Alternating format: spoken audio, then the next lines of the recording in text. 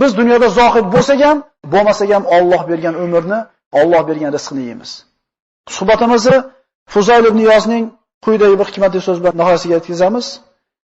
Fuzayl ibn Iyoz aytadi, dunyodagi hamma yomonliklar to'plandi, bitta uyga berkitildi, eshigi qulflandi. Mana shu hamma yomonliklarni ushlab turgan kalit bu dunyoga berilishlik dedi.